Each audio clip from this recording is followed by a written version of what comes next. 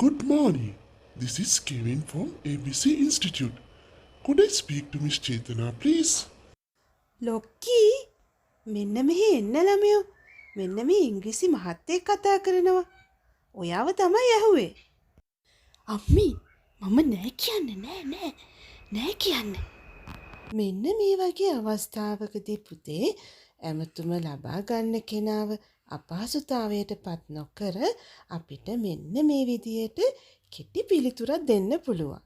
මේ දෙපසිති පුතේ අම්මා ඇවිල්ලා ඉංග්‍රීසි භාෂාව ගැන දැනුම අඩු තැනැත්තියක් විදිහට තමයි අපි දකින්නේ. මෙතනදී ඇයට මේ වගේ පිළිතුරක් දෙන්න පුළුවන්. I'm afraid my English is not good. If you possible, could you speak to me in sinhala please? මට සැකයි මගේ ඉංග්‍රීසි දැනුම එතරම් හොඳ නැහැ. ඔබට හැකිනම් මට සිංහල භාෂාවෙන් කතා කරන්න පුළුවන්ද? මෙන්න මේ විදිහට පුතේ ඔයාට අමතන්නා සමග ඉතා සුහදශීලීව ඇමතුම ඉදිරියට ගෙන යන්න පුළුවන්. දැන් අපි හිතමු අම්මා වෙලා හොඳින් ඉංග්‍රීසි දන්න කෙනෙක් කියලා. I'm sorry, she is not here at the moment. Would you like to leave a message? මට සමා වෙන්න. ඇය මේ මොහොතේදී මෙතන නැහැ. ඔබ පණිවිඩයක් තැබීමට කැමතිද? මෙතනදී පුතේ දුව ඇමතුම ප්‍රතික්ෂේප කරපු නිසා තමයි අම්මට අන්න ඒ වගේ පිළිතුරක් දෙන්න උනේ. Good morning. This is Kevin from ABC Institute. Could I speak to Miss Chetana, please? මේ අවස්ථාවේදී චේතනා තමයි ෆෝන් එක පික් කරේ. එතකොට චේතනාට මෙන්න මේ වගේ පිළිතුරු දෙන්න පුළුවන්. Very good morning to you. I am Chetana here. එහෙමත් නැත්නම් එයාට කියන්න පුළුවන් yes speaking. අපි දැන් හිතමු චේතනා වෙනුවට මේ වෙලාවේදී ෆෝන් එක පික් කරේ වෙන කෙනෙක් කියලා. එතකොට අපි මොන වගේ ෆ්‍රේසස්ද පාවිච්චි කරන්න ඕනේ? Good morning. This is Kevin from ABC Institute.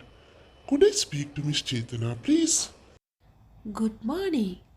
Yes, please hold the line. Okay, wait a moment, please. Yes, sure. Hold on, please. Okay, just a minute, please. අපි දැන් බලමු කාර්යාලයකදී හෝ වෙනත් ඕනෑම අවස්ථාවකදී එයා නැහැ කියන ෆ්‍රේස් එක කොහොමද දුරකථන සංවාදයකදී අමතන්නාට ඉතා සුහදශීලීව දැනුම් දෙන්නේ කියලා. Explaining absence. I'm sorry. He is not here right now. මට සමා වෙන්න. ඔහු මේ මොහොතේදී මෙතන නැහැ.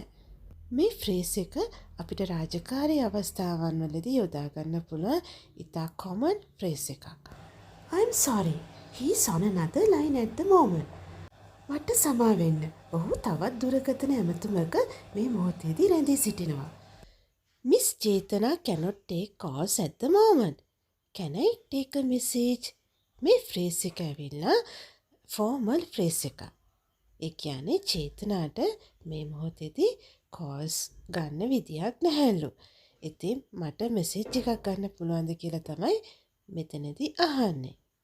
I'm sorry. She's on leave today. මට සමා වෙන්න. අද ඇයගේ නිවාඩු දිනයක්. අපි දැන් බලමු දුරකථන සංවාදයක් අතරතුර වෙන ගැටලු වලට කොහොමද ප්‍රතිචාර දක්වන්නේ කියලා. අපිට යම්කිසි දෙයක් තේරුනේ නැත්නම් එය නැවත කියන්න කියලා කියන්නේ මෙන්න මෙහෙමයි. I'm sorry. I don't understand. Could you repeat that please? මට ඔයාව පැහැදිලිව ඇහෙන්නේ නැහැ. එහෙම කියලා අපි ඉංග්‍රීසි වලින් කියන්නේ කොහොමද? I'm sorry. I can't hear you very well. අමතන්නාගේ හඬ අපට පැහැදිලි මදි නම් පොඩ්ඩක් හයියෙන් කතා කරන්න කියලා කියන්නේ කොහොමද? Could you speak up a little please? අපි හිතමු වැස්ස දවසක අපේ ටෙලිෆෝන් ලයින් එක ක්ලියර් මදි. ඒ වෙලාවේදී අපි අමතන්නාට පස්සේ කතා කරන්න කියලා කියන්නේ කොහොමද? I'm so sorry. The line is very bad this end. Can you call back later please? Finishing a conversation. අපි දුරකථන සංවාදයක් අවසන් කරන්නේ කොහොමද? Thanks for calling. Bye for now. I need to hang up now. Thank you for calling, Mr. Kevin. Goodbye and have a nice day. මෙන්න මේ විදිය phrases අපිට පාවිච්චි කරන්න පුළුවන් අපේ දුරකථන සංවාදය අවසන් කරනකොට. දුරකථන සංවාදවලදී පුතේ යොදන සමහරක් වචන අපිට තේරෙන්නේ නැති වෙන්න පුළුවන්. ඒ වගේ අවස්ථාවන් වලදී අපි අපහසුතාවයට පත් වෙනවා. ඒ නිසා අපි දැන් බලමු මෙන්න මේ වචනවල තේරුම මොනවද කියලා. cut off දුරකථන සංවාදය විසන්ධි කරනවා. get through ඔහුව හෝ ඇයව සම්බන්ධ කරන්න. hang on මදක් රැඳී සිටින්න. hang up දුරකථන සංවාදය අවසන් කරනවා. call back නැවත ඇමතුමක් ගන්නවා. pick up දුරකථනයේ නාද වෙද්දී අපි ගන්නවට කියන්නේ pick up කියලා. put through අපි කව හරි සම්බන්ධ කරගන්නවට අපි කියන්නේ put through කියලා. speak up පොඩ්ඩක් හයියෙන් කතා කරන්න කියලා තමයි එතනදී අදහස් කරන්නේ. break up කියලා කියන්නේ පුතේ ඇමතුම ඇසෙන්නේ නැතුව යනවා. hold on කියලා කියන්නේ මදක් රැඳී සිටින්න. අද අපි ඉගෙන ගත්තේ දුරකථන සංවාදයක් අතරතුර අපිට නිතර අවශ්‍ය වන වචන සහ ඒවායි තේරුම්. ඒ වගේම ඒවා යොදන අවස්ථාවන් ගැනත් අපි ඉගෙන ගත්තා. ඒ වගේම හොඳින් මතක තියාගන්න ඕනේ. දුරකථනයක් භාවිතා කරද්දී අපි ආචාර ධර්මත් පිළිපදින්න ඕනේ. දුරකථනයක් නාද වෙද්දී රින්ග්ස් 3ක් යන්න කලින් අපි ඒ ඇමතුම ලබා ගත යුතුයි. ඊළඟ එක තමයි අමතන්නාගේ අවශ්‍යතාවය හැකි උපරිමෙන්ම ඉටු කරන්න වග බලා ගන්න ඕනේ. ඒ වගේම තමයි අන් අයට බාධා වෙන විදියට අපි දුරකථන සංවාදවල යෙදෙන්න නරකයි. උස්සන්නේ කෑ ගහලා එහෙම අපි දුරකථන සංවාදවල යෙදෙන්නේ නැහැ.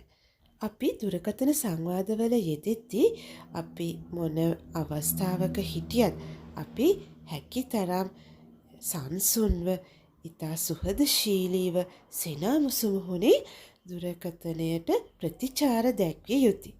ඉතින් මේ කරුණු තමයි මූලිකවම අපි අනුගමනය කළ යුත්තේ. මම හිතනවා අද අපි ඉගෙනගත්ත දේවල් ඔයාලට ගොඩාක් ප්‍රයෝජනවත් වෙන්න ඇති කියලා. ඉතින් මේ වගේ තවත් අලුත් පාඩමක් අරන් මම එනකන් ඔයාලා හැමෝටම සුබ දවසක්.